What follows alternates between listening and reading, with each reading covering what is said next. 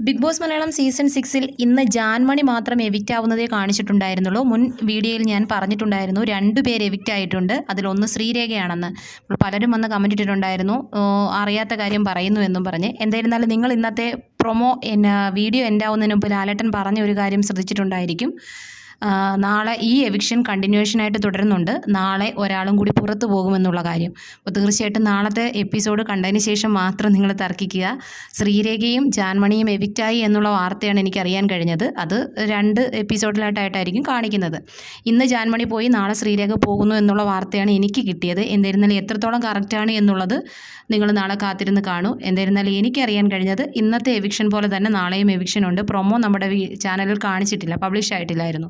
അപ്പോൾ നാളെ അവർ പ്രൊമോ രാവിലെ തന്നെ ഇടാൻ വേണ്ടി ആയിരിക്കാം അങ്ങനെ ഒരു ട്വിസ്റ്റ് വെച്ചത്. സാധാരണ രീതിയിൽ പ്രൊമോ കാണിക്കുന്നതാണ്. അത് ഇന്ന് ഷൂട്ട് കംപ്ലീറ്റഡ് ആയതിനു ശേഷമുള്ള പ്രൊമോ അവർ ഇടാൻ എന്താണെന്ന് അറിയത്തില്ല. എന്തായാലും എനിക്കറിയാൻ കഴിഞ്ഞത് ശ്രീരേഖയും ജാൻമണിയും എവിക്റ്റായി എന്നുള്ളതാണ്. അതുകൊണ്ട് തന്നെ സെബിന് കൊടുത്ത ശിക്ഷകളൊക്കെ കണ്ടു കാണുമല്ലോ. പവർ റൂമിൽ നിന്നും പുറത്താക്കപ്പെട്ടു, അതോടൊപ്പം ഡയറക്റ്റ് നോമിനേഷനിൽ വന്നിരിക്കുകയാണ് ഈ ആഴ്ച. ആ ഒരു വിഷമത്തിലിരിക്കുന്നത് കണ്ടു സെബിൻ. എന്താകുമെന്ന് ഇനി നമുക്ക് കാത്തിരുന്ന് കാണാം.